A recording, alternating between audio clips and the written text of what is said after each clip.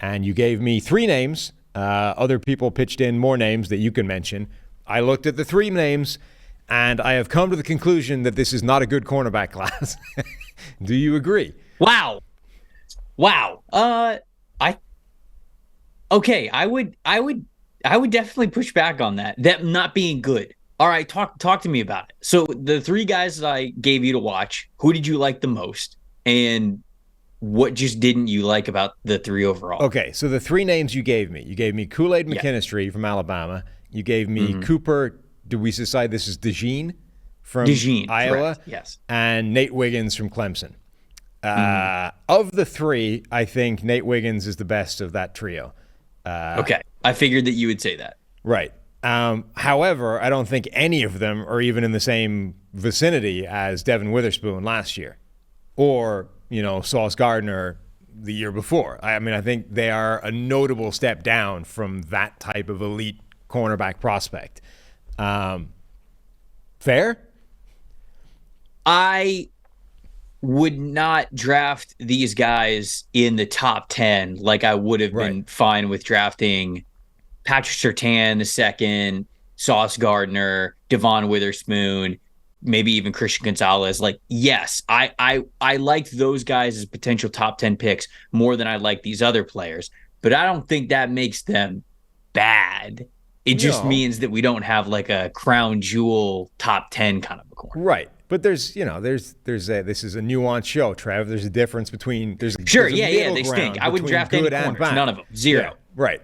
I mean, my take essentially was like, if this is the best this draft class has to offer, this is not a strong draft class for cornerbacks. Now, maybe it's deep as hell, right? And there's a million guys at this kind of level. But the point being, there's nobody anywhere near, Devon Witherspoon, Sauce Gardner, Patrick Surtain, as you said, like those guys. Like Nate Wiggins actually reminded me a little bit of Christian Gonzalez. And this is, in order to sort of get this as a level set, as a context thing of what I'm saying, I didn't have Gonzalez as my number 1 corner. I actually didn't like Gonzalez that much. I had him much lower down than almost everybody else because as much as he was an incredibly fluid athlete, and I may be wrong about this, by the way, like he looked fantastic in the limited stuff we saw from him before he got injured. But like incredibly fluid athlete, like prototypical size, speed, all that kind of stuff, but wasn't actually that great at stopping people catching the football, which is a fairly fundamental part of the job as a cornerback. He then goes to New England where it's a great landing spot for him. Bill Belichick, coached up, defense, all that kind of stuff. So maybe he becomes the player that he never quite was in college. But Nate Wiggins reminded me quite a bit of Gonzalez in terms of incredible movement, fluidity, but he's way more lightweight than Gonzalez was. Like he's like missing 20 pounds or whatever versus Gonzalez. And that shows up a bit. But the same kind of thing in that he just allows the guy to catch the ball way more than he should for how kind of in close attendance he is in a lot of these coverage reps. So Wiggins is somebody who caught my eye very early when he was starting at Clemson, like before he was draft eligible. I think that he was playing as a true freshman, and I remember watching reps where I was like, okay, who's that guy? Because he is different. And, when you see players, best plays that just kind of pop out, it's very different than watching every single one of their plays and scouting them for an evaluation. So he goes through as an underclassman, and going into summer scouting a couple of months ago during the summer, I liked the ball skills. I like the movement skills. I think he is really explosive. He's really fluid. I like the length. He's 6'1", 6'2", something like that. But he's got a very slender build. And for some guys, that's okay. You can have some low body weight players who can still survive, especially at the cornerback position. But for him, it really showed up in contested catch situations, in dealing with press coverage at the line of scrimmage, and then, of course, like in run defense, like in tackling. He played pretty well to start the year, and then he got banged up a little bit. He didn't miss as much time as I thought he was going to miss, and then he kind of comes back from that injury, gets acclimated, gets closer to 100%, and I feel like as of late, second half of the season, he's been playing really, really well. And to me, that's a really great sign of, and that includes like the strength profiles of his game. Like I've watched a couple of his games since he came back from injury, and I'm like, whoa, okay, you're playing with a lot more fire, a lot more strength. You're more willing as a run defender, even though he definitely, I think, has to get stronger and add more weight. To me, I think a lot of people that really like Nate Wiggins as potentially CB1 is a potential top 15 pick see him for what he was last year, what he was at the beginning of the year, and now what he has also been after injury. And through those three phases of his development, the arrow has continued to point up. Like he continues to get better to where, you kind of watch him right now and you go, this guy's still an incomplete prospect, right? I mean, like there are times when he doesn't have ball awareness that he needs to, he's not really locking down the other receiver. There are flashes of it, but it's not nearly as consistent as I would say that it is for like Kool-Aid McKinstry, but those are different type of athletes. And so I think the alluring part of Wiggins and why people are really in on him right now, and I have him in the top 22, is because I think he's getting better. He continually gets better. And to me, when you pair the length, the fluidity, the movement skills, and then the ball skills as well, because Wiggins has a decent amount of forced incompletions, but last year he had like 3 or 4 dropped interceptions that he could have hauled in. It's like, dude, man, if you haul that in, like we're talking about a high impact player. So I think that that's still there for him as well. So to me, he's one of the younger players in this class. The arrow is pointing up. He's only getting better. That's why I think you see a lot of people maybe believe in him more than the tape says right now for what it can be as a future pro. Yeah, I think he reads the game the quickest of the three guys that I looked at. Like he actually arrives too soon at the ball in a lot of these targets, a lot of these pass situations. Like, which is, I mean, obviously some of those are penalties, but like I think that fundamentally is a good thing. If you're reading it early enough that you're actually arriving before the ball, that's probably a positive in terms of your game relative to a guy who's a tick late every single time. Yes. Even when the ball arrives, you're not even going to make the tackle, let alone contest the catch. So yeah, and I also, he's lightweight. It shows up on tape sometimes, but I don't think he's tapped out in terms of how big he can get. Like he looks like he can. No, I don't either. And yeah, because Emmanuel Forbes, incredibly lightweight. It showed up on tape sometimes as well. And I don't know how much bigger that guy can get. Like you're looking at him and saying this might be it. Wiggins, I think, has the capacity to add some weight, and if he does, he can get himself into that Christian Gonzalez kind of realm of the sort of size, athletic profile, all that kind of thing. Let's talk about Kool-Aid McKinstry, because he might be the most interesting one to me. I know a lot of people love this guy. I didn't love his tape at all, actually. Oh, okay. So you tell me what you didn't love about him. Like what was so because there are areas in his game that I don't think are like superstar level, but I'm curious to hear what your thoughts are. So I'll in our getting back to the theme of this show, right? It started badly, which didn't help, right? It was the first couple of weeks were rough, and I'm immediately taken against him from that. It did improve, so credit him for bouncing back and getting in that. Unlike Wiggins, McKinstry is a tick late to reading almost everything, I felt. Like when he's got to diagnose the play, when he's got to work a route combination as opposed to just one guy one-on-one, even when he's got to read one guy just on a release package, right? Is he going to run the fade? Is he going to run the slant? It felt like he's a tick late consistently and is behind a lot of these passes, is behind a lot of these targets, is behind a lot of the plays.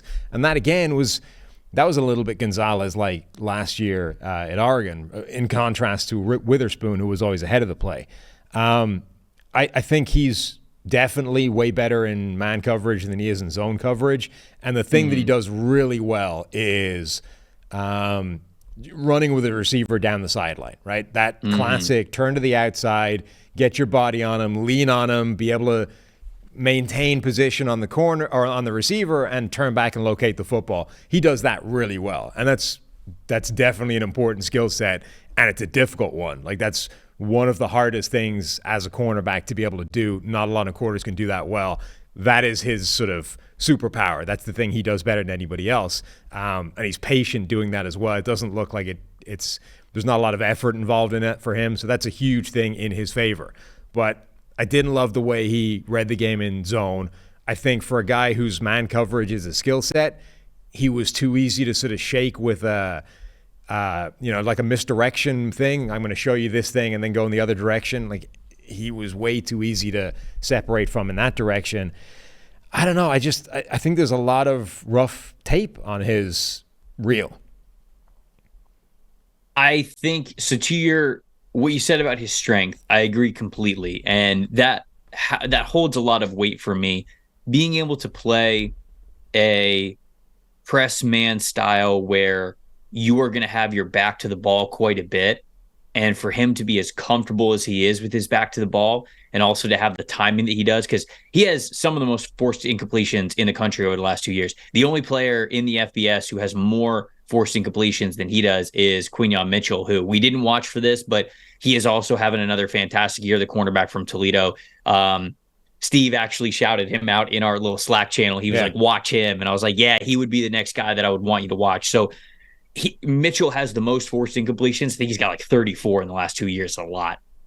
And then McKinstry has 27, which is second most in the FBS. And I think that's because he played receiver in high school as well as corner. And so he understands the receiver's body language, mentality, and timing of when the ball is probably going to come. Like the things that you do, the eyes. People talk about like watching the eyes, and the eyes get big, but it's more than that. It's kind of the nuance of how the body works when the arms are coming up, the timing of how far we are deep down the field.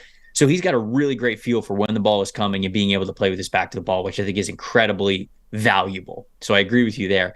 I share in your concern with a little bit of the lack of anticipation and a little bit of just overall elite athlete of playing corner. And it's not great when you have those concerns, but the concerns aren't, I don't know. I don't feel as though they're detrimental. When I watch him, it's like, okay, I wish you recognize this a little bit more. Maybe I wish you had a little bit more recovery speed here. Cause that's also why I feel like his interception numbers are low, because he is just a tick slow to see something. But to me, it's not I don't see it as much of a fatal flaw as you do, at least from what I have seen from him this year and last year. So instead, I just see a guy who, yeah, maybe he's not going to be a big turnover machine for you, but he's just going to be a really solid cover corner. And I feel like his floor in the league is like a really solid CB2. And if that's your floor for a position that has so much variance, to me, knowing how many corners NFL teams need right now, that also holds a lot of value for me. And because the NFL draft, it's a game of risk, right? You're taking a chance, you're taking a bet on a guy. And to me, to have a player who has as high of a floor as McKinstry does for the position that he plays, that holds a lot of value in my book. Yeah, I mean, one of the notes I've written down is like I think his recovery speed and angles and things are really good. Like if he gets out of position, he's consistently getting back in position pretty quickly and efficiently. Like takes the right angle to the place he's going to need to get to, given the space that he's opened up. I just wish he didn't need to use it as much. Like if he read that initial move better and was in position to live with the move all the way along, because in college, quarterbacks are slow, right? They don't read what happened immediately. They don't fire the ball. In the NFL, if you give up that 2 yards of separation on the break, the ball's there. And your recovery speed is now not to contest the catch. It's to like prevent yards after the catch. It's to stop him before he runs 25 yards away from you. That is a little bit of a concern to me for him. I don't see it as much of a detrimental concern as you do. All right. Let's move on to Cooper DeJean from Iowa. So he's, you want to go or you want me to go? Well, I mean, I talked to you before we went on. It's like second. Do you think he's a corner or safety? So I don't think he's as good as Riley Moss was coming out of the same defense a year ago. Oh, wow. And when did Moss go? Was Moss a fourth rounder? Yeah, not high.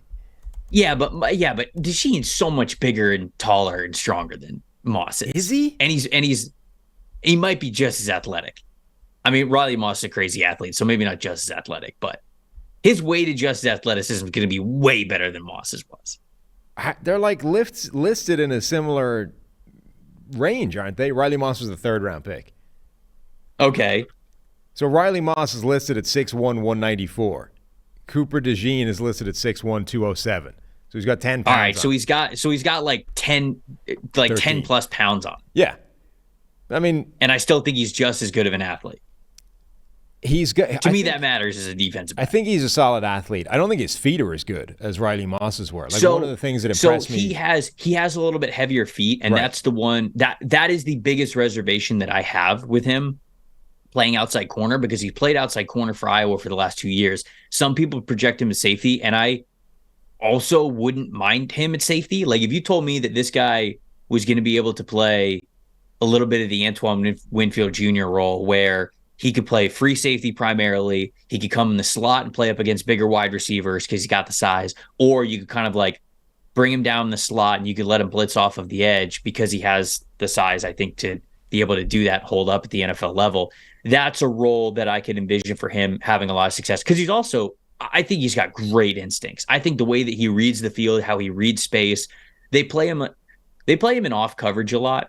And when you see a guy who is 6'1", 207 pounds as a corner, you kind of want to see what he can do in press, right? You want to see him go up against these bigger receivers. Hey, go up and press coverage and play man against the X. And they just don't ask him to do it very often. Yeah. They play a lot of off cover 3 and off quarters at Iowa. So we just didn't get to see a lot from him there. And in those instances where he had to like turn and run pretty quickly, yeah, his feet are a little slow off the jump, but I think he's really explosive and has good top speed. And because of that, you see great recovery, and it doesn't often get him burned. Now, would it at the NFL level? Yeah, maybe that's a question there. And ultimately, that's why I think people have the debate of, is this guy a safety or is this guy a corner? But the way that he reads space, the ball skills that he has, and then how he turns into such a playmaker once he gets his hand on the ball, so valuable to me. I think he's just one of the best playmakers that we have in this draft class. And so that's why I wanted you to watch him specifically for these 3. Yeah, he would be really interesting at safety. It's a frustrating defense, that Iowa defense, in terms of projecting cornerback to the next level, because it is so sort of protected in terms of what they ask those guys to do. Riley Moss was interesting to me because I actually really liked him as a corner, but his biggest flaw was he just kept sort of mistiming his contested attempt at the catch point. And like, he was right there, he would jump, he would contest, and somehow the ball would get by him. Like, as he was like, he would turn to look for the ball right as it sailed past his head. And he somehow did this so many times that you're like, it feels like every single one of these is just bad luck. But can you have 20 plays that are bad luck like this in one tape reel?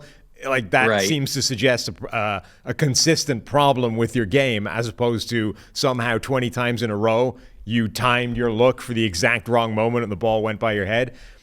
DeJean doesn't have that. Like, he actually contests well at the catch point. He times it well. So but I thought Moss had better feet than he did. I thought Moss's change of direction and short area stuff was better.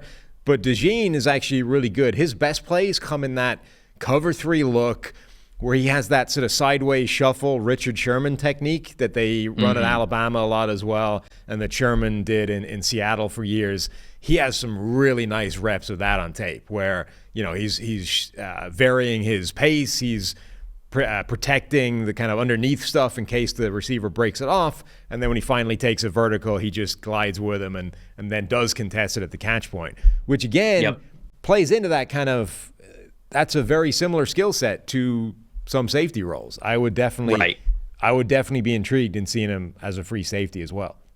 So that was going to be my question for you, is kind of like the way that you view him, because I think he can play outside corner, but there's a lot more of a projection than you want, because you could play him. You can play him in cover 3 systems, but how many teams in the NFL are just playing like pure cover 3 now? There's not a lot. So you're going to have to ask him to do a lot more than that. Does he have the footwork to do that? I think he does. So I still have him at corner, but the month of December is going to be pretty big for me and for the PFF big board. We're going to go through a lot of different data points and a lot of different film now that the regular season is done. A lot of these guys are going to opt out of the bowl games if they're not in the college football playoff. So the month of December is a big like film recheck month. And I'll kind of look at him with the question in mind, like, okay, where do you honestly project him to be the most successful? And it might be at safety, because I have him in both rankings right now, and I like him in both, but I might end up just saying like, all right, if you start him in outside corner, you can, but his best role in the NFL is probably going to be a safety. So that's a question that I wanted to hear you answer, honestly, when I threw his name out there. I feel like he's somebody, I think you're just going to have an incomplete evaluation on him until you get him to do some of those things, right? Like you're not going to see enough tape of his at Iowa of like what happens when you're playing press man in tight spaces. You know, what does it look like then? I don't know if there are reps, right? Like we have ways to like watch all of those press coverage reps, and I have watched a handful of them, but at the same time, it's just not enough. You look at some of those things and you go, you're not asked to do it a lot. Right. So there's not a lot of training here. There's not a lot of repetition here. So I'm not really gaining a lot by even watching this, because I kind of have the same takeaways. It's like, all right, well, you clearly just don't have a lot of practice doing this, but is it the fact that you don't have a lot of practice and you're going to get better at it? Are the feet going to get a little bit lighter? Or is it just kind of how your footwork is? Are you a little bit heavier footed for a corner? Like if he goes to a bowl game, not a bowl game, an all-star game, you know, maybe a week of reps would get you some information on that. Or maybe the first time an NFL team is going to have like a real knowledge of whether he's going to be that guy or you're going to move him to safety is when you get him in training camp and just spend the first week watching him do those reps, right? And then say, okay, that's probably not going to work, but don't worry, we like him at safety anyway. We drafted him with this in mind. I feel like he's that type of player. You're not going to know whether he can actually do that specific thing. So you're not going to be drafting him solely as that unless you get more evidence somewhere down the line, whether it's a week of practices at an all-star game or something else. I would be key. I'd love to see it. All right, talk to me about the other couple of names in this class that I didn't get to but that you've seen. What does the rest of this class look like? How deep is it? Who are the next names? I think it's a really deep class. First and foremost, I think that like there's just a lot of really good slot corner dudes. Like there's a handful of players that can be really good slot corners. J.D. Barron from Texas, Javon Bullard from Georgia, Max Melton from Rutgers, Mike Sanderstill from Michigan.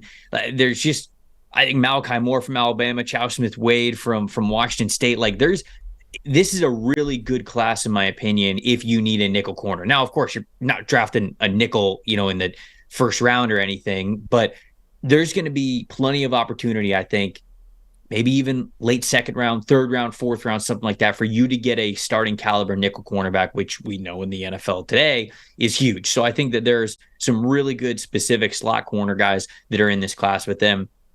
You got a handful of other guys that are going to make this really interesting. A lot of people love Terrion Arnold and his athleticism from Alabama. He's the guy who's opposite Kool-Aid McKinstry. You didn't love McKinstry, so I kind of think that you'll probably like Arnold better, just because if you didn't look at McKinstry and his style and see the glass half full approach to it, you're probably gonna go for the guy who's been a little bit more instinctive on the ball this year and had a little bit more ball production this year. So Terrion Arnold's one of them. I mentioned Quinyon Mitchell from Toledo. He's had an elite coverage grade over the last 2 years.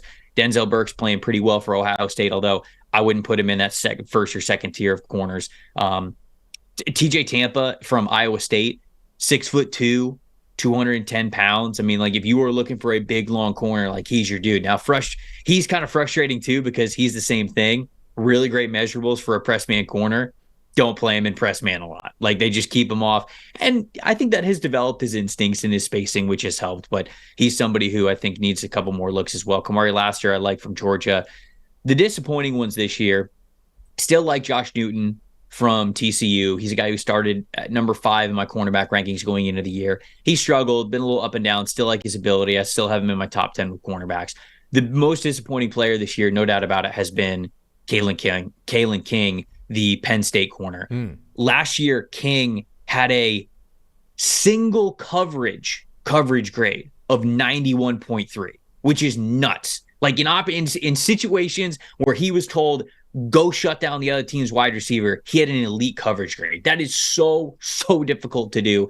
He's got really good athleticism. He's got fluid hips. He's got, last year, he certainly showed the closest to Devon Witherspoon's click and close type of ability and impact when it came to changing direction.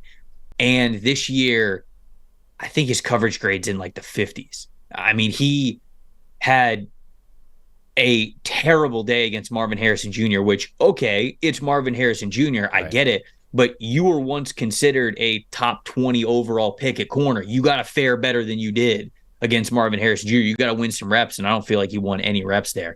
He's just not playing with, I mean, his anticipation is off. His confidence is low.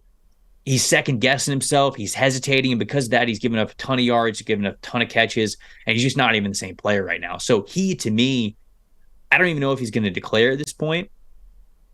But you remember, I use this example quite a bit because it's the easiest one for people to recognize. But you remember when AJ Terrell had that elite coverage season? I think it was like his first year in the league with the Falcons. Yeah. And then the next year he had a coverage grade of like 58. And it was like, okay, what do we do with this dude? It's the same exact situation with Kalen King, where truly elite coverage grade 2 years ago or last year. And then this year, I mean, it's been basically every team's kind of like had their way with him. And I don't really understand how we got to this point, but he is somebody who I think a lot of people will recognize the name because of how high we had him graded preseason, but he's taken a pretty big dip. Yeah, I mean, people were using him as like almost a stick to beat Joey Porter Jr. with last year, right? And in his sort of, they were like, well, he's not even the best corner on Penn State. Like, Kalen King is better. Right. So, like, no, Joey Porter's not a top corner. Like, he's the second best guy in his own team. And Kalen King went into the season as the expectations were he was going to take, the next step and be one of the top corners in the class. And apparently it hasn't happened at all. Nope, it has not. It has not.